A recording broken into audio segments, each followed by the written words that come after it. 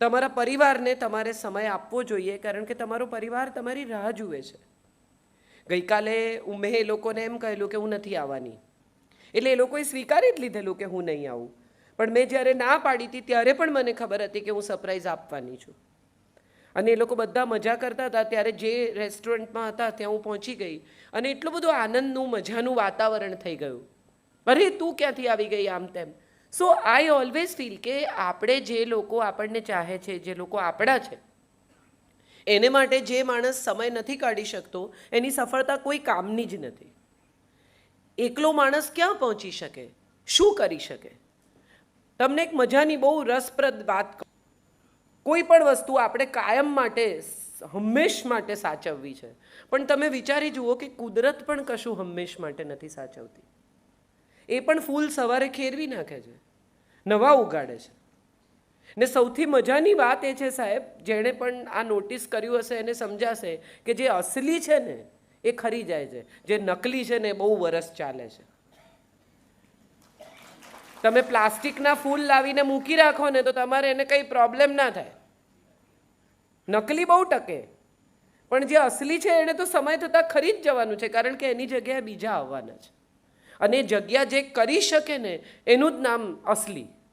તમારા પછીના લોકો માટે જે જગ્યા કરતું જાય એનું કામ સાચું છે. હું જે કરી રહી છું એ એટલા માટે નથી કરી રહી કે મારે પૈસા કમાવા છે, હું એટલા માટે નથી કરી રહી કે મને આમાંથી કશું મળી જાય છે. બહુ સરસ કહ્યું મૈત્રીએ કે લોકપ્રિય છે, આપણી જિંદગી સાથે જોડાયેલી વાત કરે છે. મારે તો એટલું જ કરવું છે કે કોઈક ઘરોમાં ક્યાંક કશેક એવી સ્ત્રીઓ કે જે લોકોને લાગે છે કે જિંદગી પૂરી થઈ ગઈ છે, હવે નિરાશા છે, હવે કંઈ નથી.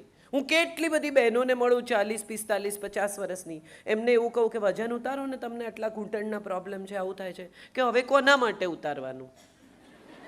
અરે કોના માટે શું, તમારા માટે ઉતારવાનું. ઘૂંટણ તમારા છે કે બીજાના છે? ની રિપ્લેસમેન્ટ થશે તો તમને થશે, બીજા માટે ક્યાં કરવાનું છે? કેટલા બધા લોકોને હું એવા ઓળખું છું કે જે લોકો એવું કહે કે હું સ્કૂલમાં હતી ત્યારે આમ કરતી, કોલેજમાં હતી ત્યારે આમ કરતી, ફલાણું, હું તો સારી પેઇન્ટર હતી, વક્તૃત્વમાં આમ હતી, ગરબામાં આગળ હતી. પછી શું થયું? તો કે પછી લગ્ન થઈ ગયા. એટલે લગ્ન કોઈ તમારા શોખ પર, તમારી કારકિર્દી પર, તમારી જિંદગી પર લગામ છે? કોઈ પરિવાર એવો નહીં હોય કે જેની પુત્રવધુ ખરેખર હોશિયાર હોય, ખરેખર સરસ કામ કરતી હોય, કોઈક રીતે આગળ આવતી હોય તો એ પરિવાર એને રોકે. હા, તમે જો એવું નક્કી કરો કે હવે મારા જ રાખો કારણ કે હું નોકરી કરું છું, તો કદાચ કોઈ તમારો વિરોધ કરે કે આ બરોબર નથી, તમારી જવાબદારી તમે પૂરી ન કરતા હો તો કોઈ વિરોધ કરે.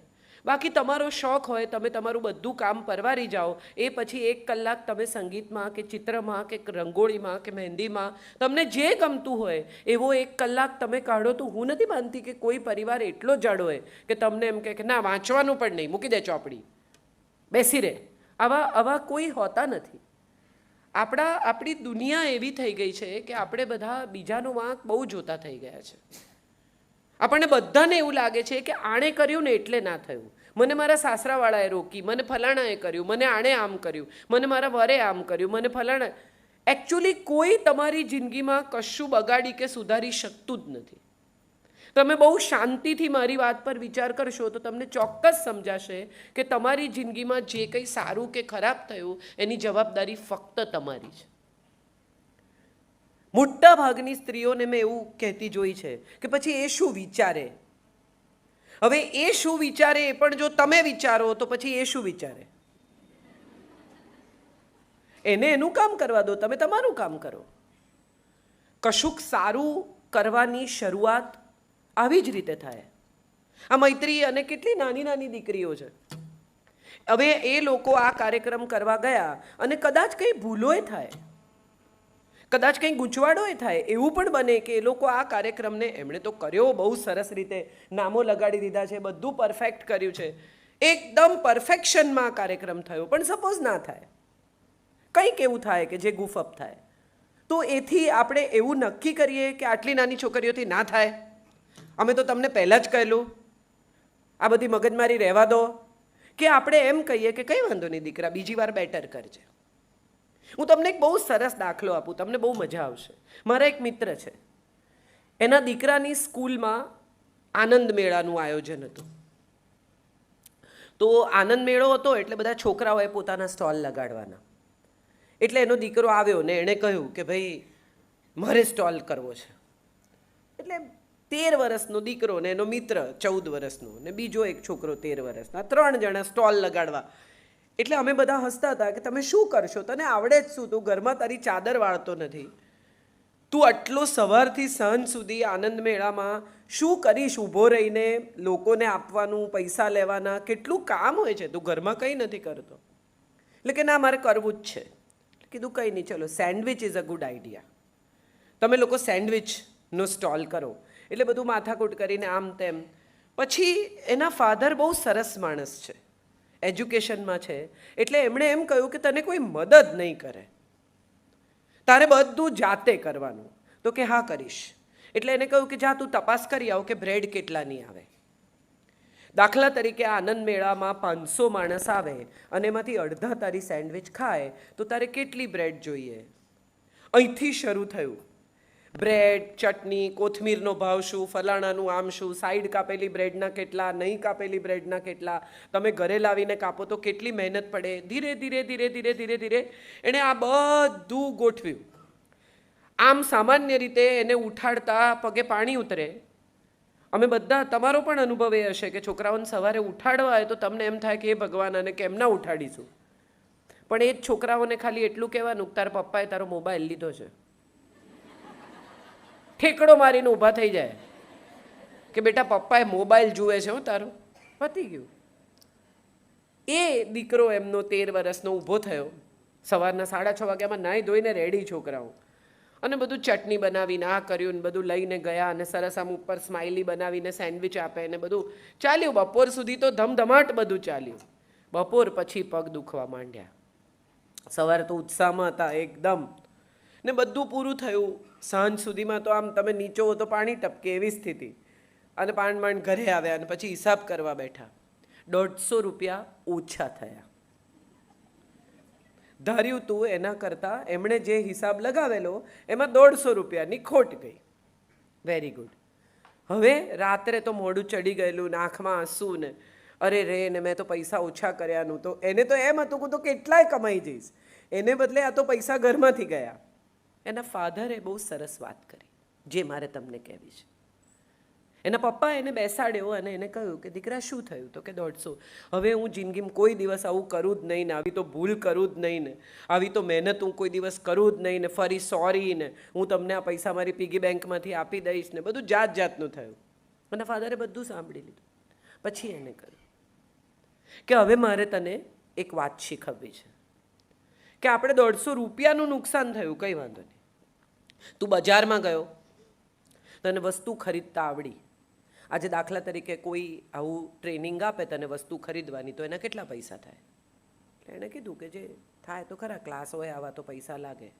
પછી કે આ બધું મેથ્સ તે કર્યું, આટલું બધું ગણતરી બધી કરી, એના કેટલા પૈસા? આખો દિવસ તે કામ કર્યું, તને સેન્ડવિચ બનાવતા આવડી, આવી તો કોઈ કુકરીના ક્લાસમાં, કોઈ રસોઈ શાસ્ત્રના ક્લાસમાં જાય, ચટણી બનાવતા આવડી, તે જાતે કોથમીર ચૂંટી. આ બધું તું જો કરે તો તને કોઈ રસોઈના ક્લાસમાં લઈ જાય તો કેટલા પૈસા લે? આટલા. હિસાબ કરતાં કરતાં કરતાં કરતાં એવી સમજણ પડી કે એ છોકરો 3,700 રૂપિયા પ્લસમાં હતો. ભલે રોકડા રૂપિયા હાથમાં નથી આવ્યા, પણ 3,700 રૂપિયા એવા કે જે એને શીખવી શક્યા હોત, જેના એણે પૈસા ચૂકવવા પડ્યા હોત, એ શીખી ગયો. આપણે બધા જ ક્યાંક ને ક્યાંક, કશેક ને કશેક આપણી દીકરીઓને બહુ દબાવી દઈએ છીએ. મારે એ વાત કરવી છે. તમારાથી ન થાય, આ બધી ક્યાં નવી લફડા લીધા, તારા સાસરે જઈને કરજે, આ બધું અહીંયા મારે મગજમારી ના જોઈએ. આ જ્યારથી પ્રોગ્રામ ચાલુ થયો છે ત્યારથી તું તો ઘરમાં 5 મિનિટ આપતી નથી, ઘરનું તો કોઈ કામ કરતી જ નથી. આ બધાની વચ્ચે એનો ઉત્સાહ, એનું પ્રોત્સાહન તો સૌથી પહેલું એને એના ઘરમાંથી જ મળશે. જે મમ્મીઓ આજે 40-50 વર્ષે અફસોસ કરે છે કે અમે કશું કરી ના શક્યા, અમે ભણ્યા નહીં, અમે આગળ ના વધ્યા, એ મમ્મીઓ એમની દીકરીને એ જ દિશામાં લઈ જવા માંગે છે. તમને જે ખૂટ્યું છે તમારી જિંદગીમાં, એ જ વસ્તુ તમે ફરી રિપીટ કરી રહ્યા છો. એ કશું શીખશે, એક અનુભવ લેશે, ભલે નુકસાન કરે, ભલે ક્યાંક ખોટી હોય, ભલે ભૂલ કરે. જો ઘરના લોકો એની સાથે ઊભા નહીં રહે તો કોણ ઊભું રહેશે? આપણે બધાએ એમની પીઠ થાબડવી જોઈએ કે આ 7 દીકરીઓએ ભેગી થઈને આવો કાર્યક્રમ કર્યો, જબરજસ્ત. મને ફોન કરવાથી શરૂ કરીને મારો નંબર શોધવો એ પણ મહેનતનું કામ છે.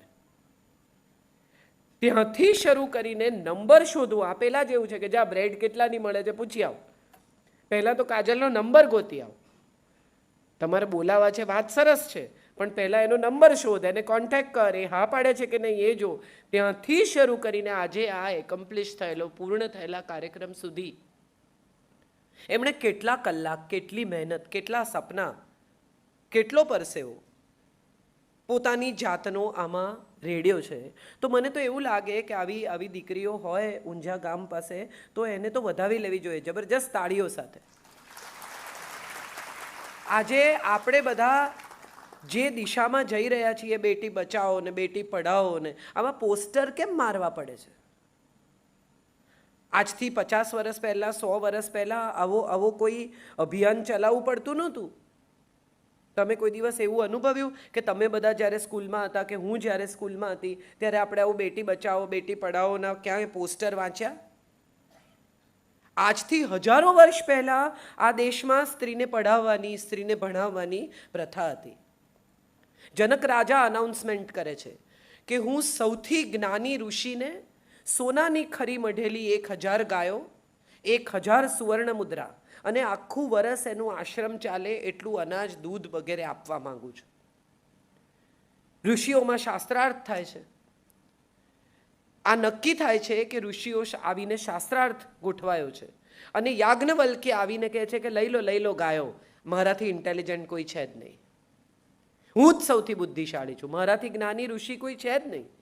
અને મોટાભાગના ઋષિઓ નીચે જોઈને બેસી રહે છે, કારણ કે બધાને ખબર છે કે યાજ્ઞવલ્ક્ય સૌથી ઇન્ટેલિજન્ટ છે, સૌથી જ્ઞાની છે. અને ત્યારે એક 20 વર્ષની છોકરી ઊભી થાય છે જેનું નામ વચકનુ ઋષિની દીકરી છે, ગાર્ગી. એ ઊભી થઈને કહે છે કે 1 મિનિટ, મારે તમને થોડા સવાલ પૂછવા છે. ગાર્ગી અને યાજ્ઞવલ્ક્યનો સંવાદ એ તૈત્તરીય બ્રાહ્મણનો સૌથી ઉત્તમ સવાલ જવાબનો સંવાદ છે. સાદા સવાલોના એ સાદા જવાબો માંગે છે અને યાજ્ઞવલ્ક્ય જેવા ઋષિ સ્વીકારે છે કે તું આટલી બધી બુદ્ધિશાળી સ્ત્રી મેં આજ સુધી જોઈ નથી. સવાલ એ છે કે એક દીકરી ઊભી થઈ અને એણે એમ કહ્યું કે મારે પ્રશ્નો પૂછવા છે, ત્યારે બધાએ ભેગા થઈને જો એને એમ કહ્યું કે બેસ જા, નહીં પૂછવાનું, તો જિંદગીમાં આપણને ગાર્ગી જેવી વિદુષી સ્ત્રી ન મળી હોત. આપણી પાસે કેવી કેવી કથાઓ છે.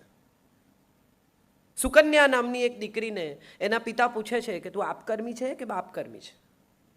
અને સુકન્યા કહે છે કે પિતાજી, હું તમારા ઉપકાર નીચે છું, તમે મને જન્મ આપ્યો છે, તમારું લોહી છે મારી રગોમાં, પણ કર્મ તો મને મારા જ પહોંચશે, તમારા નહીં પહોંચે, એટલે હું આપકર્મી છું.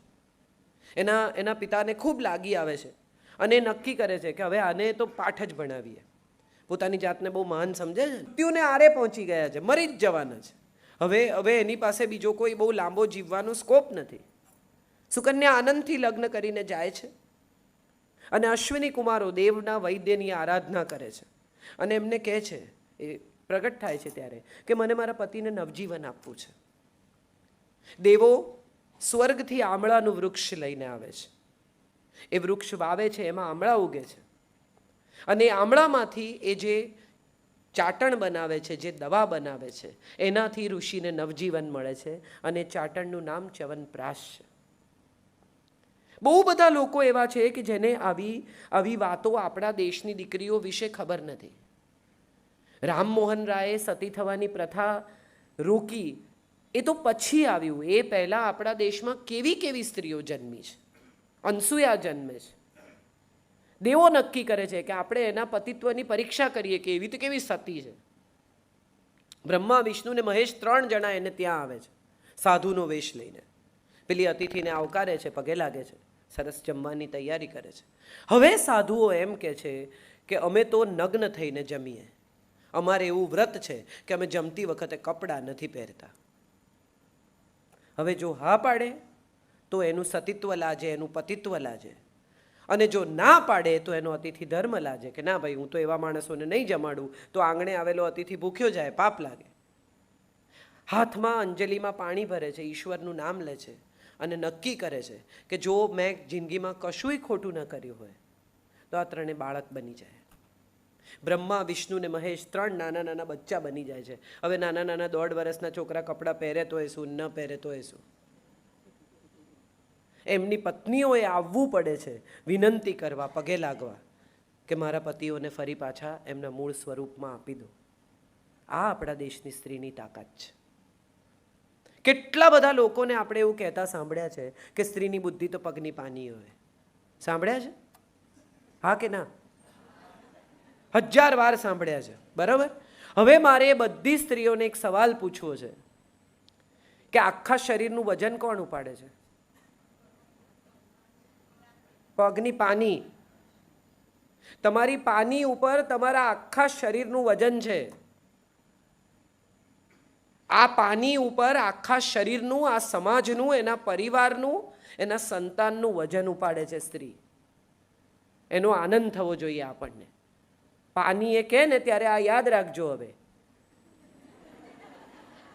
કે ભલે પાની જ વજન ઉપાડે છે. પગમાં એક નાનો કાંટો વાગે પાણીમાં તો આખું શરીર નથી ચાલી શકતું. હા કે ના? તો પછી એવું કોઈ કહે એટલે આપણે સાંભળી લેવાનું. પણ પ્રોબ્લેમ શું છે એ હું તમને કહું. આપણે ત્યાં પ્રોબ્લેમ એ છે કે દ્રૌપદીને જ્યારે એના પિતાએ કહ્યું કે હવે આપણે મત્સ્યવેદ કરીશું અને તારો સ્વયંવર કરીશું, ત્યારે દ્રૌપદીએ એમ ન કહ્યું કે ના ભાઈ, તમે સ્વયંવર કહો છો ને, મારો વર હું મારી જાતે નક્કી કરીશ. આ બધી પરીક્ષા આપણે રાખવી નથી. પછી કર્ણ ઊભા થયા. એ કોની રાહ જોતા હતા? દ્રૌપદી? કૃષ્ણની. એટલે જેવા કર્ણ ઊભા થયા એવી એને ખબર પડી ગઈ કે આ તો બહુ જબરજસ્ત બાણાવાળી છે, આ જીતી જશે. ત્યારે એણે શું કહેવાનું હતું કે તમે પછી આવજો, તમે નહીં કરતા. એને બદલે એણે શું કહ્યું? હું સૂત પુત્રને નહીં પરણું. આપણો પ્રોબ્લેમ એ છે કે આપણે જે પ્રોબ્લેમ છે ને એને એડ્રેસ નથી કરતા, એની આજુબાજુ ફરીએ છીએ. આવું શું કામ બોલવું જોઈએ કે હું સૂત પુત્રને નહીં પરણું? આપણી જીભ આપણને સૌથી વધુ નુકસાન કરે છે અને મોટા ભાગની સ્ત્રીઓ સાથે આ અવારનવાર થાય છે. આપણને ગુસ્સો આવે એટલે આપણે એવું બોલી નાખીએ કે બોલી નાખ્યા પછી આપણને અફસોસ થાય ને સાંભળનારા જીવનભર ભૂલે નહીં. હા કે ના? એમાં જોરથી હા નથી પાડતા. એમાં અવાજ ધીમો થઈ ગયો બધાને કે આ કહે છે તો સાચું, પણ આ પાડીએ તો ફસાઈશું. મારે એ કહેવું છે કે તમે વિચારો તો તમને સમજાય કે જ્યાં ખરેખર બોલવાનું છે, બાજુવાળાને ત્યાં એની વહુ પર અત્યાચાર કરતા હોય, સરખું ખાવાનું ના આપતા હોય, એની દીકરીને આગળ ભણાવવાની ના પાડતા હોય, ત્યારે કેટલી સ્ત્રીઓ ઊભી થઈને બાજુમાં કહેવા જાય છે કે આ તમે ખોટું કરો છો? કોઈ. આપણે શું?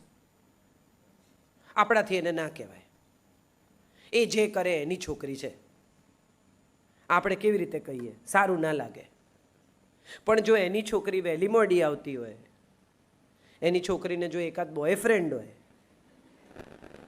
તો આપણે તરત કહેવા જઈએ. એમાં આપણો રસ કે ભાઈ મેં 2-4 વાર એને જોઈ છે મહેસાણા હાઈવે પર. જે ખરેખર કહેવાનું છે, જ્યાં ખરેખર સ્ત્રીઓએ એકત્રિત થવાનું છે, જ્યાં સ્ત્રીઓએ ખરેખર એકબીજાની સાથે ઊભા રહેવાનું છે, એ તો આપણે કરતા જ નથી. અને જ્યાં આપણે એકબીજાને નુકસાન નથી કરવાનું, બલકે ઘરમાં સ્ત્રીઓએ એક થઈને રહેવાનું છે, ત્યાં આપણે મેક્સિમમ નુકસાન કરીએ છીએ. કેટલા લોકો પાસે મોબાઈલ છે? બધા પાસે. Very good. હવે તમે એક મોબાઈલ ખરીદ્યો હોય અને તમે નવો લો, સારો, વધારે સ્માર્ટફોન, અપગ્રેડેડ ફોન, તો તમને દુકાનવાળો શું કહે કે આ ફોનમાંથી આ ફોનમાં ડેટા ટ્રાન્સફર થાય ને ત્યાં સુધી એને વચ્ચે અડતા. હા કે ના? કે ને કે વચ્ચે બટન દબાવશો તો ફોન હેંગ થઈ જશે, પછી મારી પાસે આવતા નહીં, પછી રિપેરિંગ જોઈશે, બધું આખું ફોર્મેટ કરવું પડશે. બરાબર? આપણી વહુ જે 24 વર્ષનો 25 વર્ષનો ડેટા લઈને આવે એને આપણે આપણા ઘરમાં ટ્રાન્સફર થાય એટલી રાહ જોઈએ કે વચ્ચે બટન દબાવીને હેંગ કરી દઈએ?